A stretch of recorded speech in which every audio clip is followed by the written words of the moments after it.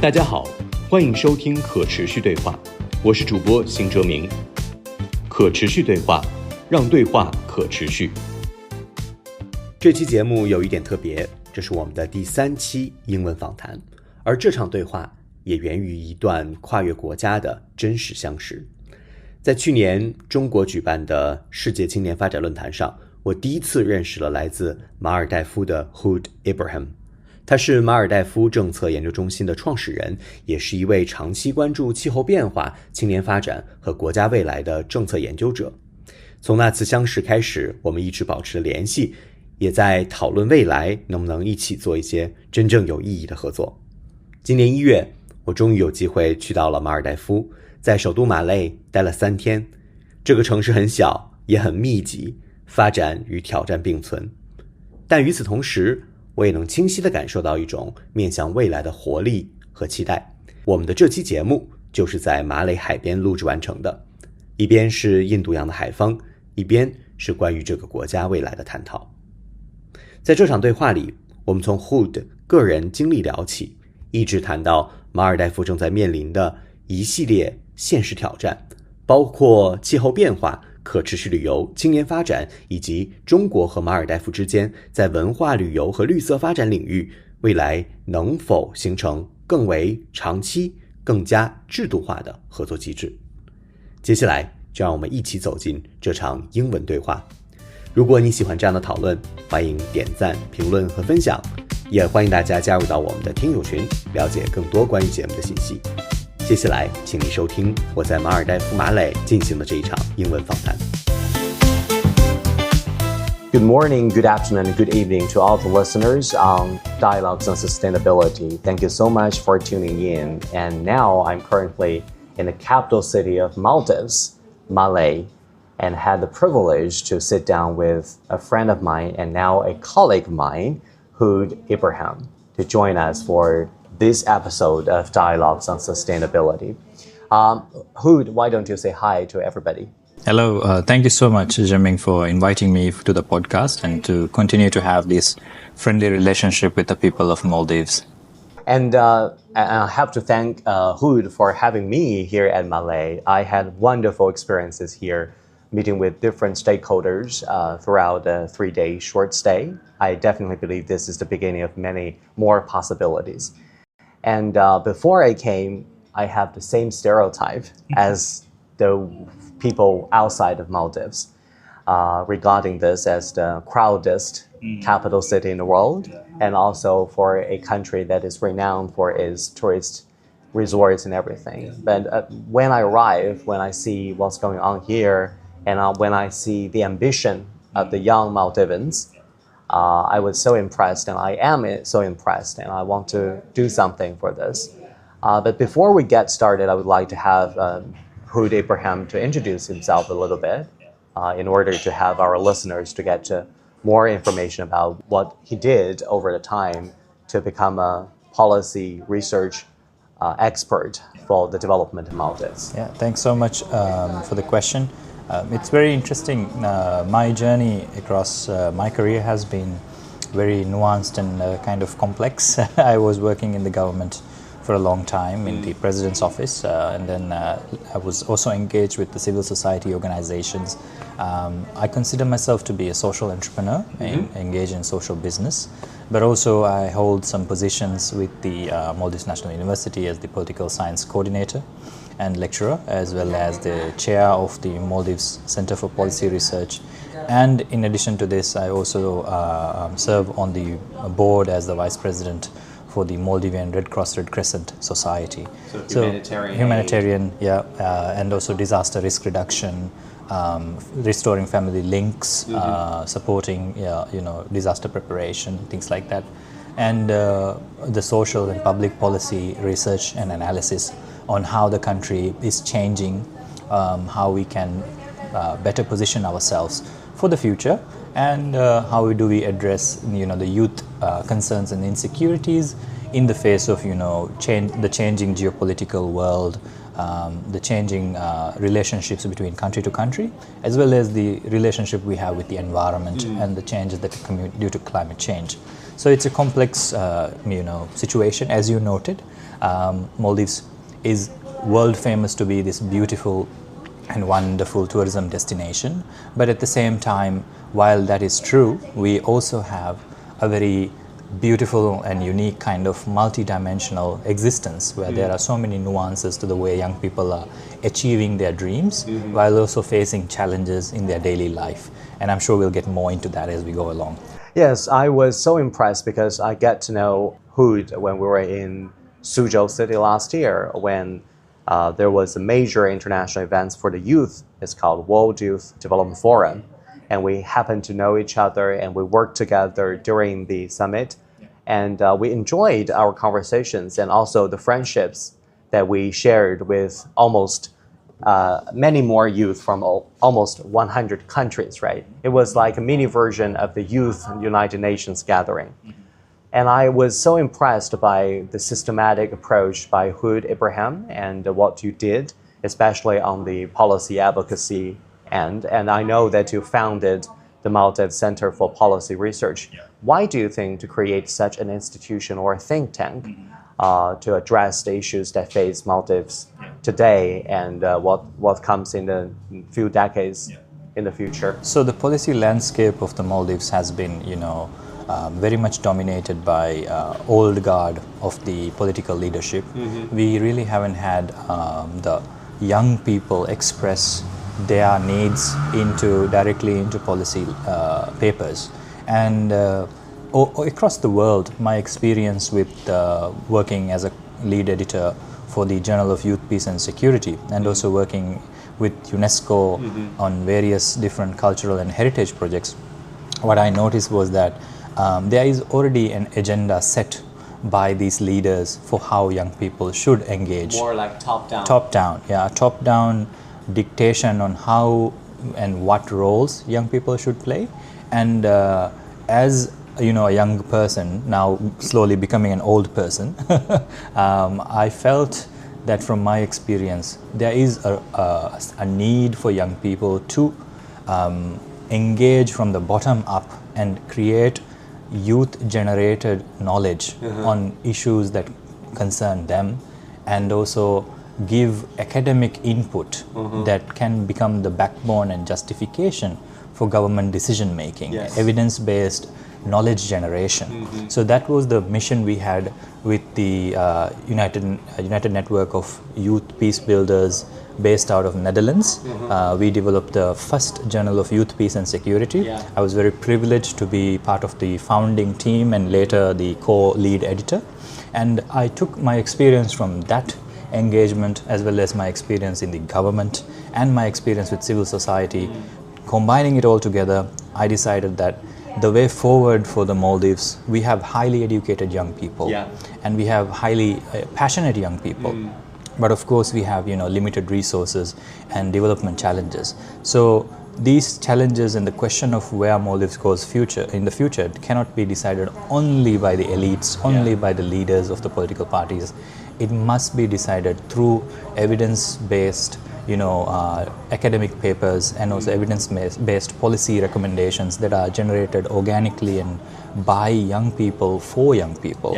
And that is the mission behind the Maldives Center for Policy Research. I share the same frustration as you do. Basically, I think a lot of youth empowerment programs are developed because the youth are considered as the tokens or the trophies of the meetings, right? We need to have the representation to show that we care, but not necessarily they don't have a very sophisticated or systematic approach to listen to what the young people want. And I think this happens to all societies across the world, especially now with the emergence of social media, when the young people is no longer, uninfluenced by a single source of information, and young people are accessible to a variety of new sources of information and how people live outside of their community. So this is the challenge I think also faces the youth in China, in Asia in general, and across the world.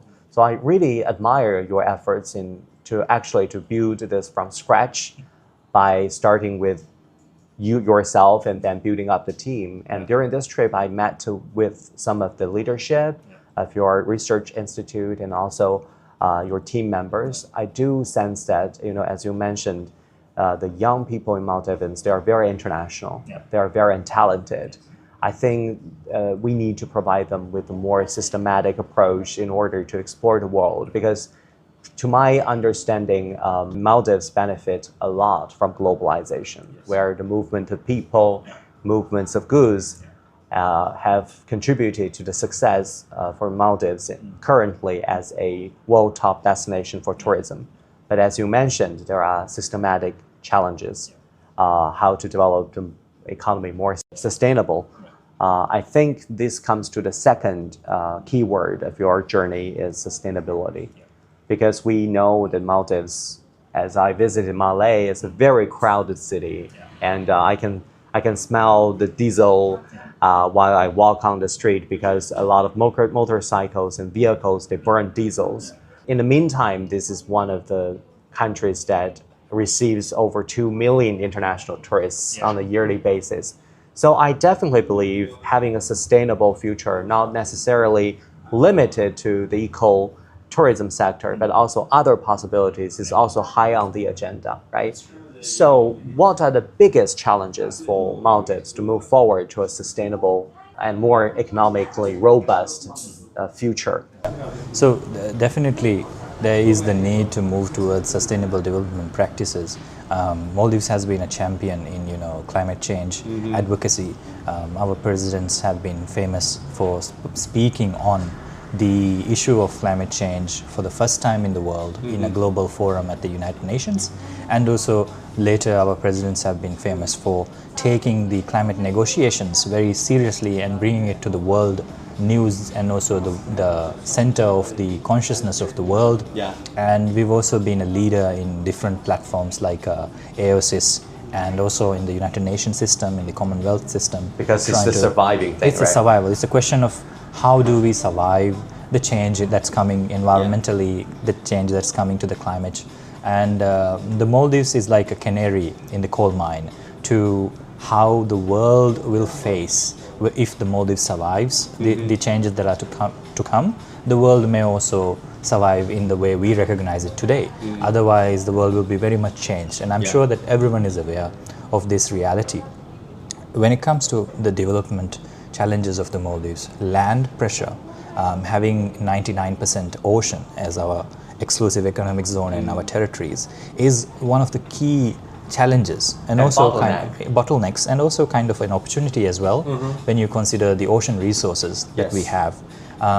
But when it comes to the living conditions of the common Maldivian and the experiences of our highly valued visitors and tourist guests, when they come to the capital city Malé, what they see is very different from the high-end tourism destination that they usually see in the advertisements. It's very polarized. It's very polarized experience. Yeah. So I always say that there are two Maldives, two realities of Maldives.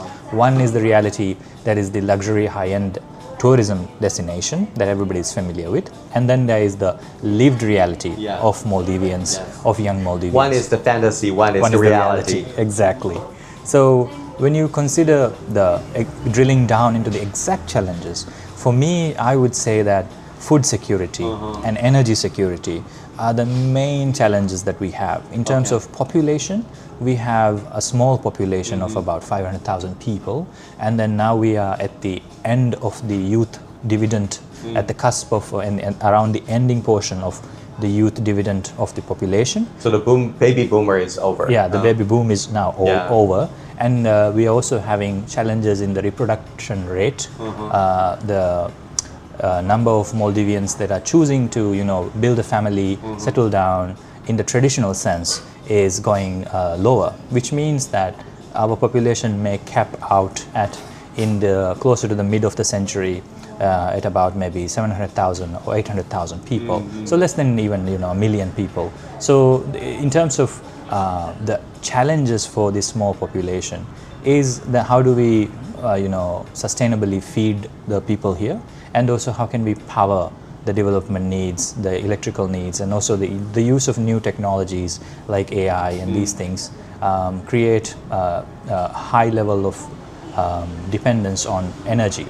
Our small nation has as you would have seen, high level of adoption to technology. Yes. Everybody uses the latest smartphones, the gadgets. 5G signals everywhere. Yeah. And even the commercial use of technologies like even AI, or even there are organizations that are, which I'm also part of, that are using new emerging technologies like satellite data imagery for purposes of resilience and public planning. And this can go to show how tapped into the technological momentum of the world the Maldives is, but it also means that there is a high demand for energy and a high demand for the next big thing in the Maldives. So we need to plan for that in a systematic way. And in my sense, the Maldivians, especially for those who sit on the leadership chair, need to think about not falling behind of these trends or not being manipulated. And we need to have our strategic position in these conversations, these topics, in this new technological development. So sustainability is a big issue, as I mentioned, and as you mentioned, and I think that is a big part of our conversations throughout the last year since we met. And I think there are systematic approaches that can be done. I was so impressed by your approach and the multiple roles that you took, and you're still taking in Maldives in order to advocate for the Maldivians in the international stage. And I find that, China and Maldives, I'm a Chinese, so I was so happy that I could be one of the first Maldivian goers among my community and my circle of friends that I can pay the visit. And I think for Chinese people, they don't necessarily regard Maldives as an export destination because the scale of the economy is very limited compared with the scale of China. But when I arrive, I see, livelihood is a thing that is universal. It's not a matter of size. Everybody, as you mentioned, would enjoy a better quality life, a more affordable living, bigger houses, cheaper electricity bills. I think this applies to every single person on this planet. So that's why I think, with the formation of our co-chaired organization, which is called Association for China Maldivian Culture, Tourism, and Trade Promotion. So we come up with this idea, it's simply because we think the youth has a role in this. And as you mentioned, the top-down is top-down, bottom-up is bottom-up. But there definitely needs to be people with bridges and connections with both ends to bridge them, to bridge the conversation and bridge the technical solutions. So that's why after my trip to Singapore, I just planned and say, okay, I need to be here. I need to see what's going on. And I'm so impressed by visiting is basically China is literally everywhere, I have to say. The cars, I see BYD, I see the air conditioning, I see TVs in hotels, and it's literally everywhere. But still, I think most of the trade or the commodities imported from China are through a third-party handler. So that's why we think we need to do something in order. Of course, there is policies in place. The free trade agreement is recently put into effect. So there is a policy window and also a very pragmatic approach in how to connect the two economies and to rebalance the trade. So what do you think of this topic generally? Because we've brainstormed for a while. Why do you think this institutional approach is more important than a B2B approach or a procurement agreement? So this moment in time is a very momentous occasion. As you can see, and you have also highlighted, the free trade agreement has come into effect, and we have signed multiple MOUs between the state-to-state relationship of Maldives and China. And China has played a key role.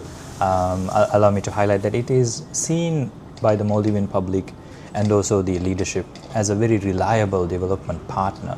So this has meant that China has consistently delivered for the development needs of the Maldives across the past decade, and also even currently with key development projects that are being undertaken by the Maldivian government. China has been that development partner that we can count on, a friend that has been very supportive of our needs and respectful in our interactions in a way that we also really appreciate.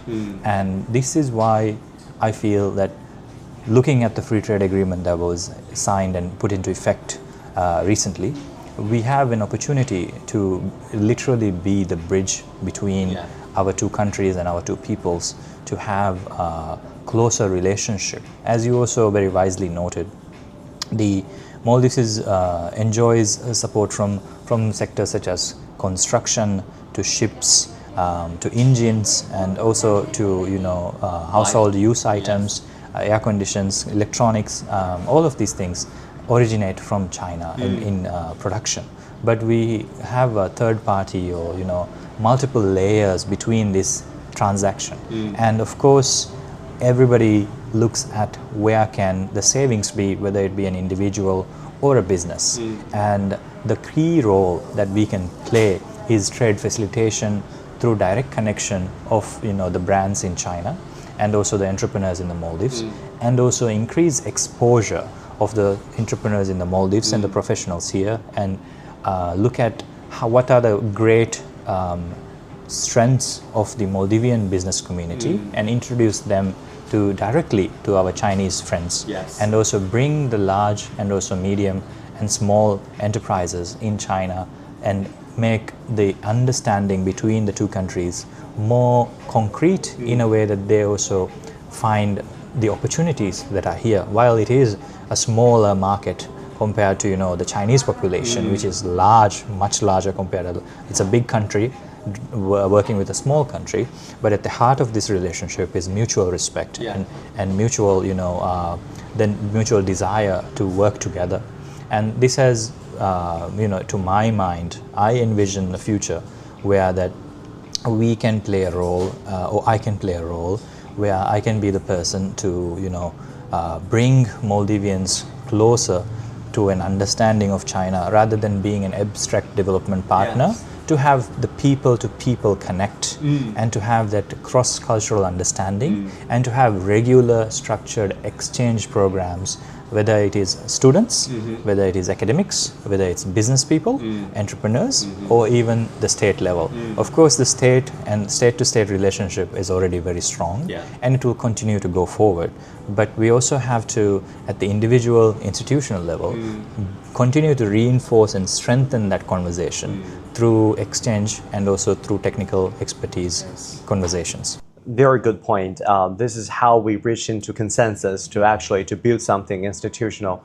And I'm very curious because we are talking about importing from China, and also what Maldives has been exporting to China is its services and trade, right? Basically, it's tourism, high-end tourism. I think the Chinese tourist is the #1 incoming international tourist as a country of origin. And definitely Chinese people will be happy to come and enjoy life. This is how we trying to rebalance the trade, right? By acquiring more trade or purchasing more tourism services here. But still, I think this is an ongoing thing that we need to really untap the potential of the Chinese market. Especially the Chinese travelers, when they decided to go abroad to enjoy themselves and to find some quality time with families or friends, Maldives can be their top choice. So that case, I think it is a two-way thing. Before the Maldives develops other comparative, very advantageous sectors in the services sector, or in the future, for instance, the maritime economy or the fishery sector is becoming more competitive globally.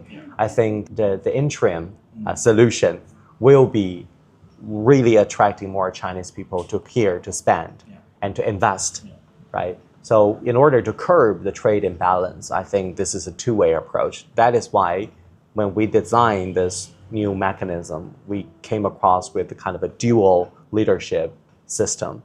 By having Chinese professionals and board directors as well as Maldivians, we have a very equal system.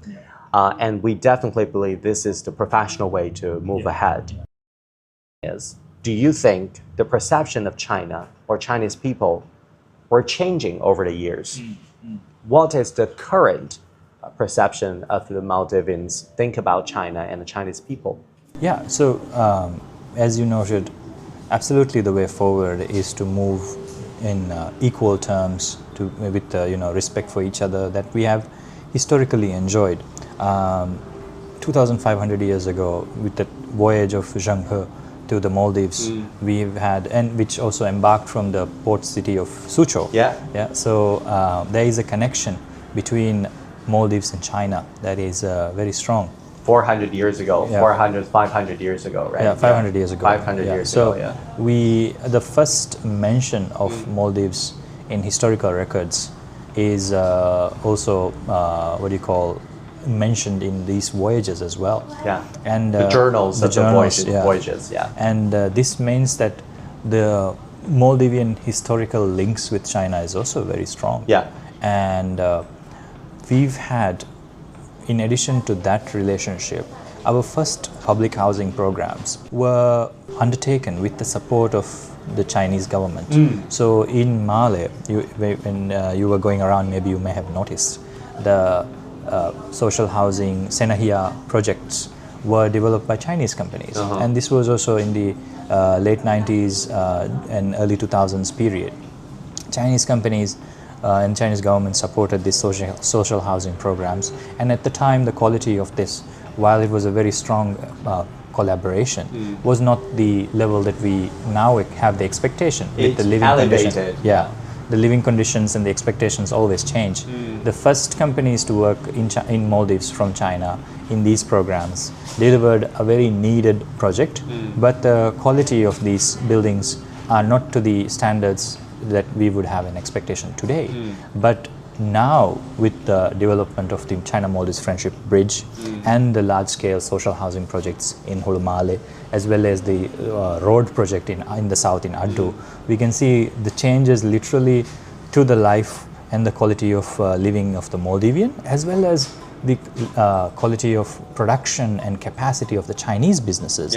There is day and night difference. The quality is of such a high level and the craftsmanship is such a good level, and you can see that the housing projects have been delivered to a standard that is an international best practice standard, right? So we also have seen across the development of China, it looking at increasing its friendship across the South Asian region, and the level of the companies also slowly upgrading across the years. We develop as well. Yes, exactly. So we can see that now there is so much difference. And this is testament to how time can develop a nation. And our journey of development is now slowly just starting out. And China has been on this journey for a while now, and there's so much we can learn from this development journey from China. And our hospitality industry over the past 4 years has been the world top destination. And this means that Maldives also has a lot to share with the world and with China on the excellence of our services in the area of hospitality. And also allow me to add that we have a very dynamic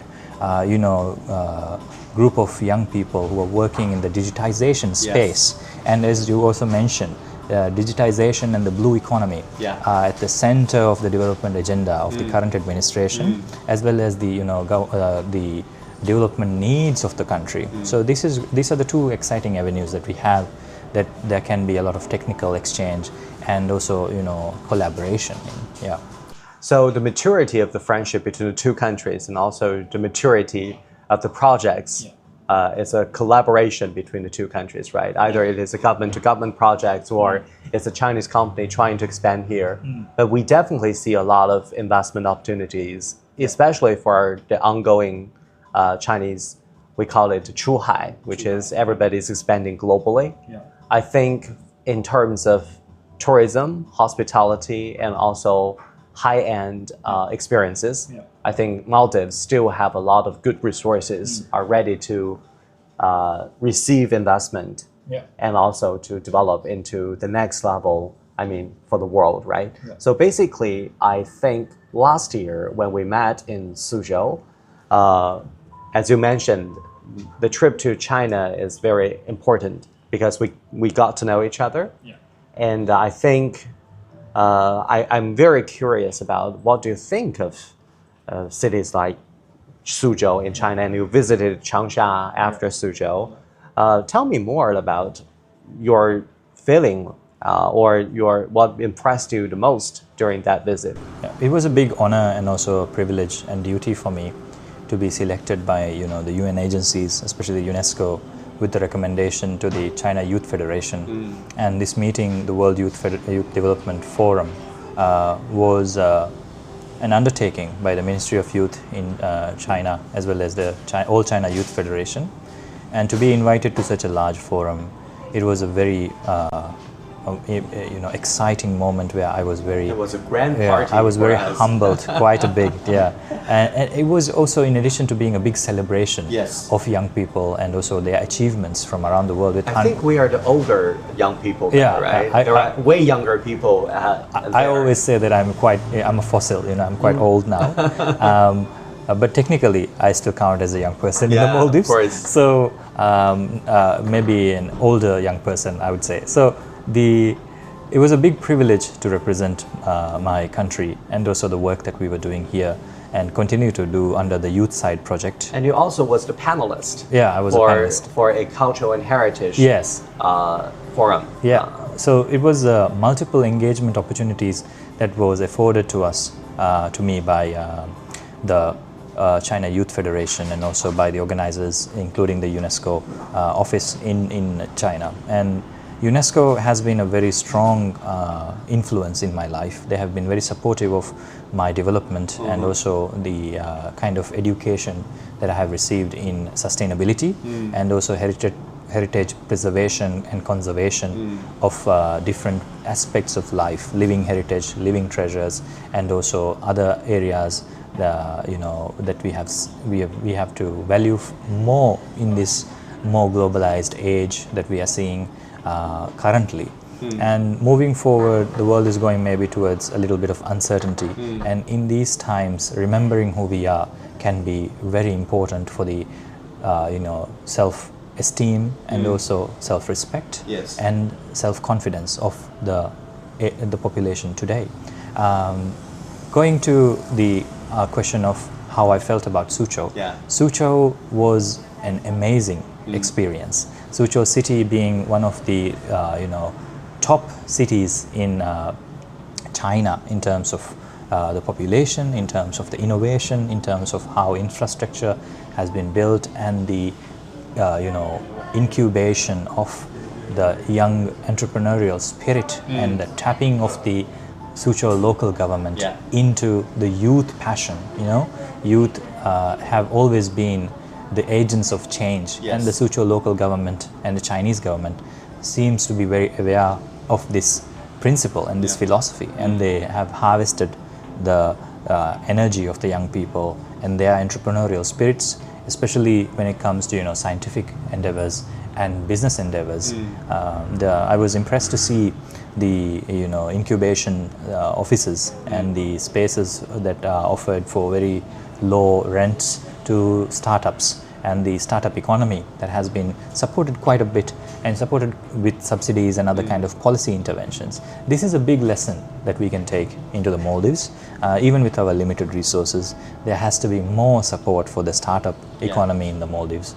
And then from Suzhou, we were given the opportunity to even go to Changsha, the media arts city. And in Changsha, I was very impressed and very surprised to see the drone shows and the laser shows and the low altitude economy, how just something that may have been considered to be a toy a few years back has now become a very monumental and significant tool for reconnaissance, for surveillance, for entertainment, for recreation.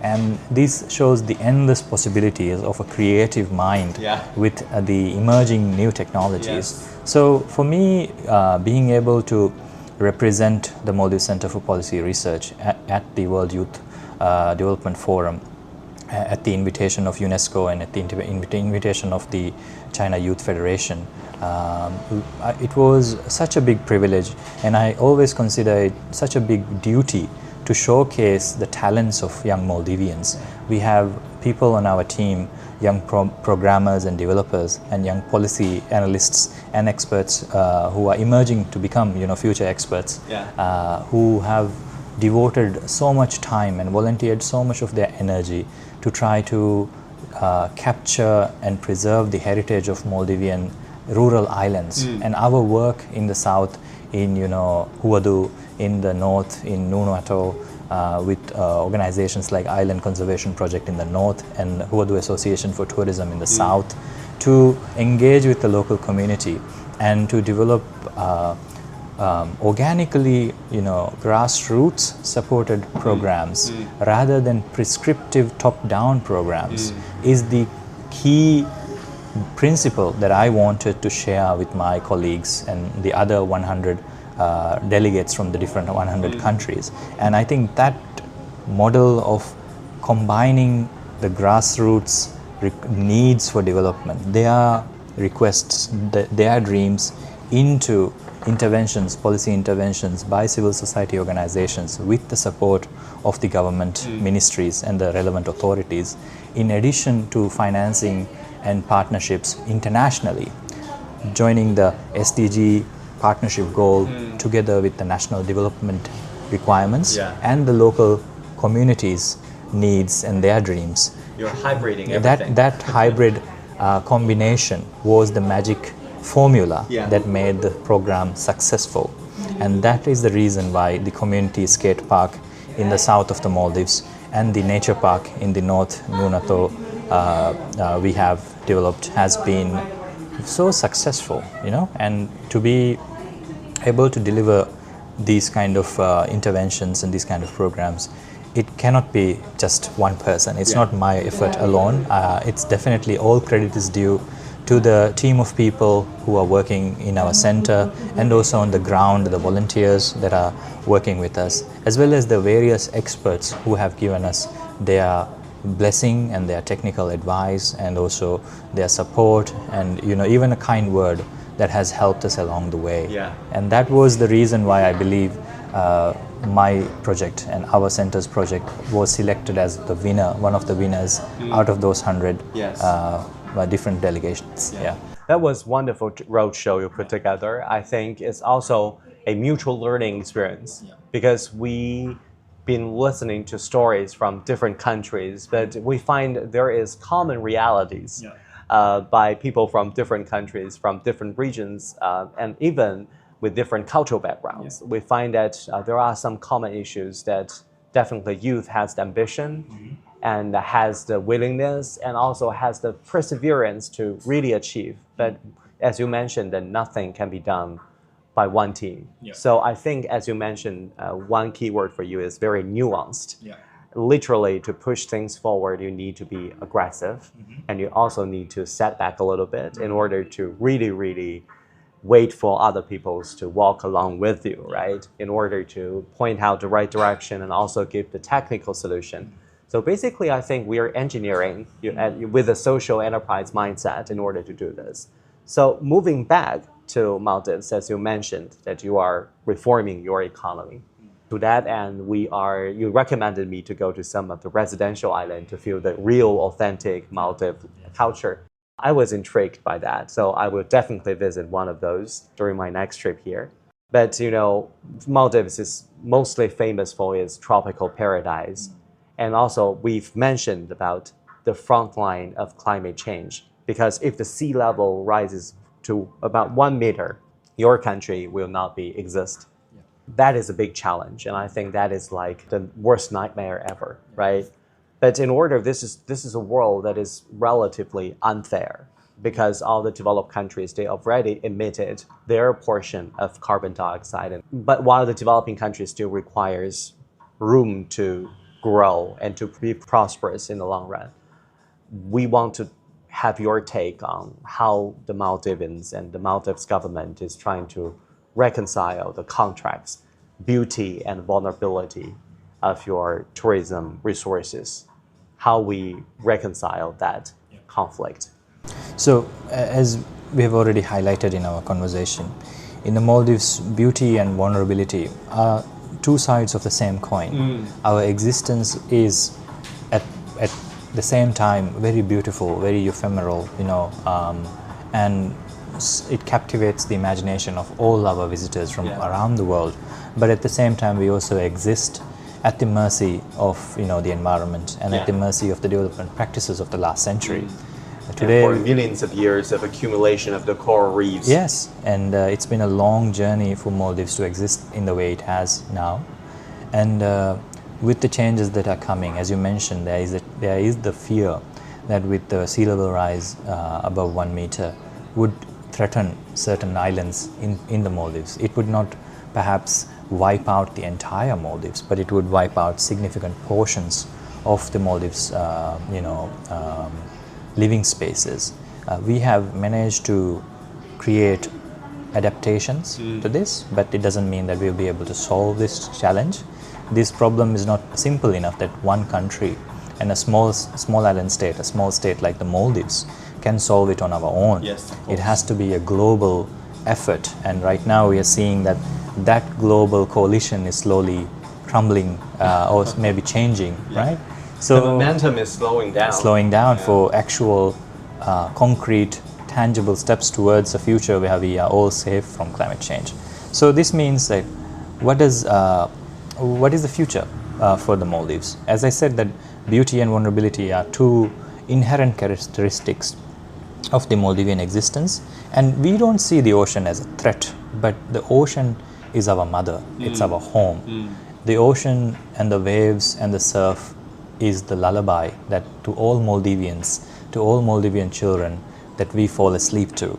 When we are traveling around the world, I know this is true for me and many of my friends, if we are in a landlocked country, it is quite strange for us. Yeah, because you don't have the natural we don't have the sound. Natural sound of the wave and the smell of the salt in the air. And this is something, if you walk for 10 minutes anywhere in the Maldives, most likely you're going to be able to reach the beach and you can have a moment of silence or relaxation. Yes. Which is not as true in the capital, but still we value those stolen beautiful moments by the seaside. DNA. It's part of our DNA. We often say that Maldivians are the children of the sea. So as such, those stolen moments by the beach side or by the shoreline is, even in the capital, in such a dense area, you will find that young people steal these moments of silence and secret contemplation and dreams and perhaps even apprehension about the future near the seaside. So the sea is where we go with our troubles, and the sea is also where we receive a lot of inspiration from. Our heritage and tradition and culture has been shaped by the dynamic fisheries industry that we have, which is also very sustainable. For the history of the Maldives, we have been practicing pole and line fishing, which is one pole, one fisherman catching one fish at a time. So this means that our fisheries industry, compared to the trawling practices around the world, is very, very sustainable. We don't engage in fishing practices where we use large nets and drag the coral in the bottom of the ocean up. They are literally exhausting the ocean, right? The ocean resources. So we see the ocean and the sea as our home, and the changes to the sea level rise and the changes to the environment are not something that we can really blame the environment for. It's the actions of humans. It's the Anthropocene changes by the human species, and we have to take responsibility for this collectively together as a global effort to try to solve this. And we reconcile this this practice of not seeing the ocean as a threat. We sometimes call it resilient optimism. We believe in being resilient and also having optimistic outlook on the future despite so many hardships and so many challenges that we face as a small state. And you have to be very outspoken in the international stage in order to get your stories out there, right? We have to be taken seriously, and we have to be present ourselves strategically, and we also have to be good advocates of the causes that we are talking about. You are not making enemies, you are making friends everywhere, right? Exactly. In order to resolve this issue. Yes, and we have been effective in this sense over the history of the Maldives. We have been part of the non-aligned movement of countries during the Cold War, and we have also practiced a very nuanced and very prudent foreign policy in international relations and making our friends, and also prioritizing our development needs. And our relationship with China has also been based on this idea of aligning our development requirements with the best strengths of China and the people of China, what they can offer to the people of Maldives. And we've seen that this relationship, whether it be trade, whether it be development, whether it be state-to-state relationships, partnerships, have been mutually beneficial and have been based on mutual respect, and also based on the rules-based order that today we are seeing being challenged more and more. A luxury for the world. A luxury for the world. Yes. Yeah. I totally agree with you, because I think being a multilateralism and also being an advocate in an international stage requires courage. And you need to actually to do a lot of persuasion, but you need to hide your agenda, right? It's very difficult. Even as a Chinese myself, I find myself when I'm at an international occasion, I need to, you shoulder so many responsibilities, right? And one, you represent Asia, you represent China, and you represent the youth. And you represent, for me, I have another label, which is an entrepreneur. Right? So we both have a lot of labels that it is not the constraint of us, but basically it's kind of an empowerment labels. That that in order to succeed in the long run, to have a sustainable relationship, partnership moving forward, you have to behave yourself well. And you have to be very nuanced. You don't want to be offensive. You don't want to be arrogant. So basically it takes a lot of efforts to be the person. So that's very true, I agree. And I'm one of those people who believe that you cannot reduce a person or even a nation state to just one characteristic. The people and individuals, even whether it be nation states, have multi characteristics. They are multi-dimensional entities, multi-dimensional beings. You can be one thing while at the same time supporting something else, and you can have these complexities and also eccentricities baked into the personality. In fact, looking at the threat of climate change for the Maldivians, we showcase this through the idea that our beauty to the world is not like a disappearing paradise. We can save our Maldivian islands. We can save the planet. We consider the Maldives to be an opportunity and also a testing laboratory for the world, because if you can stop the effects of climate change or adapt to the effects of climate change and create a survival story for the Maldives, that means that this is a survival story for the globe, for everyone. You are like setting an example of development, of balance in development, and also the survival and providing resilience for the local communities. This is interesting because I came to Maldives and I realized that you have combined, the government have combined the tourism ministry together with the environmental protection ministry, right? It's a kind of, it's a hybrid. And that is perfectly fit into the real world situation for Maldives. You benefited from the good environment in order to have the tourism industry, but you don't want the tourism industry to be overcrowded or overdevelopment and then jeopardize the environment. This is kind of a very positive cycle and it's moving upward, right? But everybody wants to grow. Everybody wants to be prosperous. So it's very difficult for anybody to sit on the decision-making chair, how to balance growth with restrictions. But the restriction is aimed for the future generations. So tell us more about how the structure is designed in this way and why it is so real for the realities of Maldives. So when it comes to balancing, protection with tourism, this has been a very big question for us, where our economy is to the large part reliant on tourism. Our GDP is also strongly linked with our tourism industry. We have been practicing the one island, one resort model, where this is the the global benchmark for luxury high-end tourism.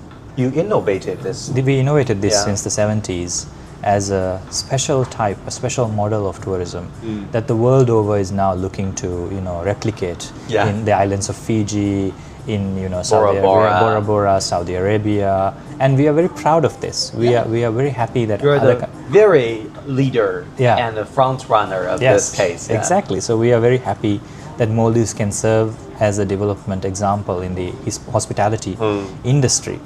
And we are looking at this model of one island, one resort. It allows for high value tourism with a localized environmental footprint that can be fine tuned for the type of tourism brands around the world. So like you have one and only Sheraton, Soneva, and Hilton, and they can come into the Maldives and create their own signature products that serve to attract a certain type of market segments.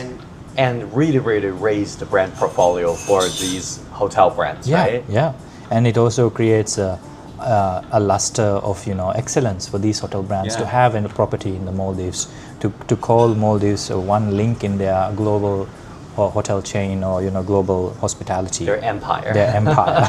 It's like the crown jewel of their hotel empire by having an operation here in Maldives. So when it comes to protecting our environment and also balancing that with our need for tourism sector growth, we are very aware that development is often understood across the world as concrete development.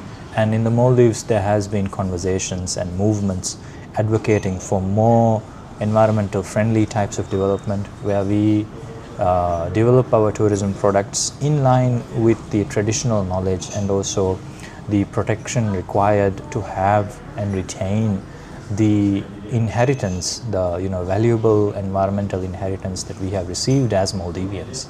And also adapt to the latest technologies that has to offer, right? Of course, and adapt to the latest technology and include the latest comforts and luxuries that the top travelers would expect from a luxury holiday destination. And to this end, we have institutionally we have had different makeups where we have previously in independent environmental protection agency, and recently we have had the merger of the Ministry of Tourism with the Ministry of Environment. So this is the latest thing. Yeah, this is the latest iteration, and this has created a super ministry. And we have yet to see how this will play out, and we are hopeful that it will be leading to a balanced development, and we will really have to judge this based with the using the advantage of time, to see how this plays out. While it also raises apprehensions on could it be more heavy for development of tourism with the protection of environment on the back seat. Slow down the approval process, right? So, or would it fasten? Maybe it would be faster indeed, and this could lead to perhaps us forgetting certain due diligences. But at the end, we will have to look at this with the benefit of time to see how we use this super ministry structure. But I am hopeful that it would be good, that we will continue to celebrate Maldivian heritage and also continue to innovate further as we have international competition in the luxury tourism. And Maldivians have enjoyed, and Maldives has enjoyed, successive years of over the past 4 years and also successive decades of being the top leader in the tourism sector. So now is the time for innovation. We cannot continue to be complacent or happy with where we are. So it is the time to innovate and develop new kinds of tourism products. To this end, the organizations that I work with, including the Maldives Association for Tourism, places a very greater emphasis on trying to promote local ecotourism, guest house tourism with the eco mindset, heritage tourism model, ecotourism model, and even mangrove tourism model, academic student student tourism kind of ideas. And also water sports with a more local Water connection. sports. Water sports with a connection to the local families and the local inhabitants, rather than the one island, one resort model where you are standardized. You land in the airport and then you are whisked away to a resort hotel, and then you only see staff and you never see real Maldivians. A real Maldivian. Not to say that the staff are not real Maldivians, but they are more focused on giving you a very curated high-end service. So the stories of common Maldivian livelihoods, as you mentioned, and the beauty and colorful lifestyles in the Maldives would be, an experience that a lot of the travelers would want to see. We are seeing now in 2026 high-end travelers and also travelers around the world value authentic experiences more than curated, professional experience, because people want to see something real. People want to experience real journeys. I think that is also challenging for the Maldives to expand this tourism sector, because traditionally people heavily rely on tourist travel agencies in order to book tours. So actually they have the very curated or a very cost-effective way of spending their time in another country. But now with the emergence of social media, and also all the travel or the tourism authorities have a very strong team to advertise or market their products. In that sense, that many people have decided to pick whatever they want the best, not a packaged service, but also to see their individualized needs to experience a country. So for me, it's like, I think that is also a challenge for many more tourist destinations, including the Maldives, right? In order to balance what you say is the authenticity and also the high-end luxury, there should be a hybrid of that. And I totally respect for those people who simply want a very curated tour, but what more we can offer is what you've mentioned is the residential experiences then, to deal with the local people and see the real thing. One final question, because we've talked for a long time already. The final question also goes back to young people. I think the young people in any country will be playing significantly in shaping sustainable conversations and a sustainable future.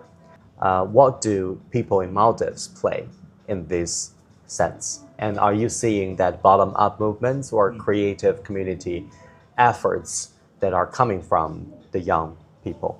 So you see that young people are at the heartbeat of any innovative movement across history, and also in the future we will see this. We see a massive rise in blue and green startups that are using new technologies, youth-led NGOs that are focusing on ghost net removal and digital advocacy that is focusing on development, trying to inform public policy decisions of the local government, of the national government. And also young people are moving the conversation from just cleaning beaches to systematic policy change. So as young people mature over time, we are seeing that they are also being more serious rather than just raising awareness on social media. Young people are now coming to the table. They are sitting, they're demanding a spot at the table, and also they're taking time to make themselves be heard and listened to. And I think this is very important. The main takeaway is that we have bigger challenges in the biggest challenge we face is technology transfer. We have the policy, the awareness, and the educated people, young people that are very motivated, but we lack the affordable technology for large-scale interventions that are key to make Maldives more sustainable. Things like waste-to-energy conversion and also sustainable transport. Looking at things like maybe EV ferries, electronic ferries, and the challenge we face is funding for a small population. That of the green infrastructure is the real bottleneck, the how-to expertise and the funding expertise. But we have a lot of hope, especially in the blue economy. We have, the opportunity to promote our sustainable fisheries pole and line, and then try to exploration of the blue economy, marine biotechnology, could be an avenue that really shapes the future of the Maldives and helps us diversify the economy.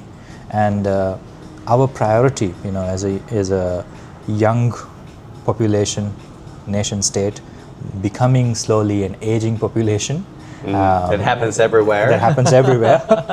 It is part of the development story. Our priority is moving from being, price takers to value adders. Yes. And processing our tuna locally and also adding more diversification of our fish products and exploring things like, carbon sequestration through seagrass meadows and promising avenues like artificial intelligence, ocean energy and space technology. These are new frontiers for the Maldives, and these are completely new things that we are using in exciting new ways to inform public policy, to inform resilience, disaster risk reduction programs.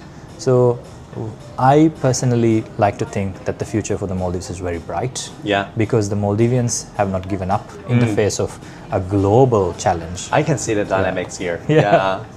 So thank you so much, Hoodh, for sitting down here in a beautiful city of Malé. And we've had this conversation on and off for a couple of times, and we've been in discussions, exchange emails and exchange notes in order to make solid things happen. And I think my visit here is a perfect reflection of seeing is believing. If you don't visit, you cannot understand that. And as a former news reporter and also a content generator, I find that, you can filter anything, right? Or you can selectively articulate the things that you want people to listen to. So basically, seeing is believing. And I personally think my first visit to Malé and Maldives is very limited because I only spent almost 3 days here. I would like to venture more, and I definitely see there are a zillion opportunities because, as you mentioned, the youth people represents the future. And while we build the future together, we need to have very solid progress, not only the ideals or the concepts, but how to implement those concepts. And I think from my perspective, as a developing country, I grew up in a very dramatic period of time for China. And I think what we've been through, we have a lot to offer in terms of our experiences and also the backfires that we suffered over the time. So we hope that in the future, we can form more of these conversations between the young people, between China and Maldives. And we hope that this association thing can be a very sophisticated, result-driven, mutual beneficial, inclusive, and sustainable association or institution that everybody can contribute to and everybody can benefit from. So I hope that we can see you soon in China later this year. I would definitely trying to get more Maldivian youth and also, as mentioned, business leaders to China to see the real thing. And we need to duplicate your road in China as well. Thank you so much. And thank you for all the listeners who've been following us. And we will be also having Hoodh LinkedIn profile for your reference. And if you wanted to reach out, just send us a message. Any good ideas requires a field to implement. And I think what I see is Maldives has a lot to offer beyond the luxurious resorts, and also we can build something together in the future. Thank you so much. Bye-bye.